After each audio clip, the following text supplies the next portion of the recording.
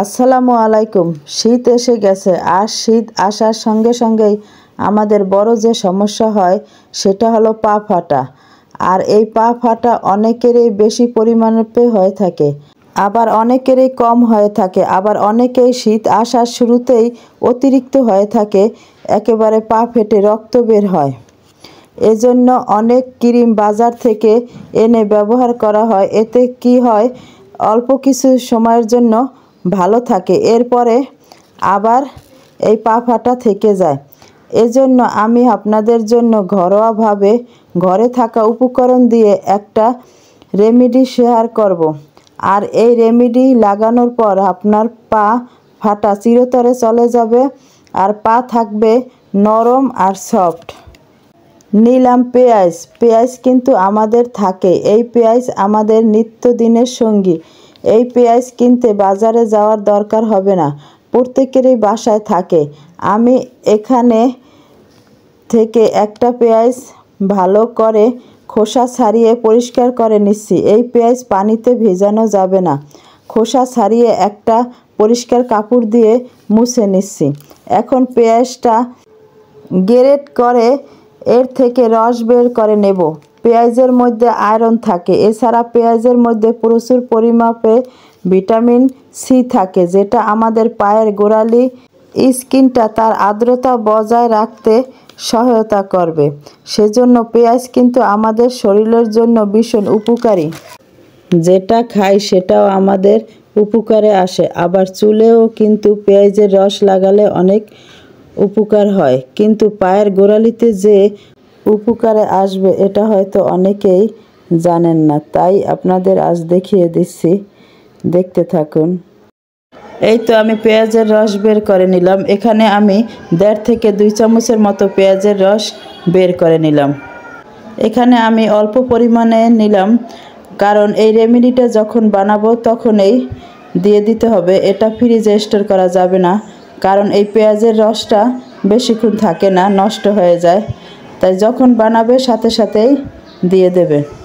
এখন আমি এর মধ্যে দিয়ে দিচ্ছি 1/2 চা চামচ লবণ। লবণ কিন্তু আমাদের পায়ের গোড়ালির ডেড সেলগুলো তুলে দিতে সহায়তা করবে। এখন এখানে দিচ্ছি আমি 1 চামচের মতো লেবুর রস। লেবুর রস আমাদের পায়ের গোড়ালির নোংরা ময়লাগুলো তুলে দেবে। আর লেবুতে রয়েছে ভিটামিন সি, এতে আমাদের পায়ের গোড়ালির যে স্কিনে ডেড সেল থাকে ওই ডেড সেলগুলো তুলে নেবে। আর ভিটামিন সি এর জন্য আমাদের পায়ের গোড়ালির স্কিনটা ভালো রাখবে। এরপর দিচ্ছি 1/2 চা চামচ বেকিং সোডা। বেকিং সোডা আমাদের পায়ের গোড়ালির গভীর ময়লাগুলো তুলে ফেলতে সাহায্য করবে। এরপরে দিচ্ছি টুথপেস্ট। টুথপেস্ট সাদা টুথপেস্ট হতে হবে। টুথপেস্ট পা ফাটা দূরকরণে ভালো কাজ করবে। টুথপেস্ট ভালোভাবে অন্য উপকরণের সাথে মিক্স করতে হবে, একটু সময় লাগবে, কিন্তু এটার সাথে ভালোভাবে মিক্স হয়ে যাবে। এরপরে দিচ্ছি হলুদ গুঁড়া। 1/2 চা চামচ নিলাম হলুদ গুঁড়ো। হলুদ গুঁড়ো আমাদের কাটা ফাটা দূর করতে সহায়তা করে। যে কোনো কাটা ছেঁড়ায় হলুদ গুঁড়ো লাগালে অনেক ভালো হয়ে যায়, তাই পা ফাটাও হলুদ গুঁড়ো অনেকটা উপকারে আসবে। এই হলুদ গুঁড়ো দিয়েও ভালোভাবে মিক্স করে নিচ্ছি। হলুদ গুঁড়োটা অবশ্যই নেবে, এতে করে আমাদের স্কিনে যে ফাটা অংশটা থাকে তা জুড়ে দিতে সাহায্য করবে। সব কয়টি উপাদান ভালোভাবে মিক্স করার পরে এরপরে আমি সবশেষে দিয়ে দিচ্ছি চালের গুঁড়ো।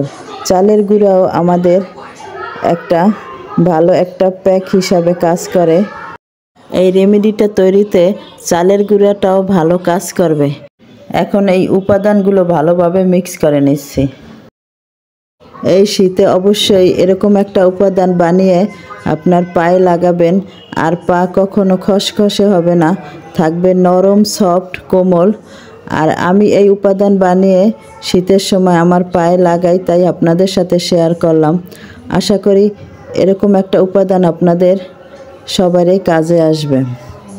তাই আমি লাগিয়ে দেখাতে পারলাম না, আপনারা লাগিয়ে অবশ্যই বাসায় ট্রাই করে দেখবেন, উপকার পাবেন। সব শেষে আবারও বলছি, এই শীতে অবশ্যই এরকম একটা রেমেডি বানিয়ে আপনার পায়ে লাগাবেন। দেখবেন আপনার পা থাকবে নরম, সফট আর কোমল। আশা করছি আজকে আমার পা ফাটা নিয়ে এই টিপসটি আপনাদের অনেক উপকারে আসবে। আমার এই ভিডিওটি যদি ভালো লেগে থাকে তাহলে লাইক, সাবস্ক্রাইব করে আমার পাশে থাকবেন।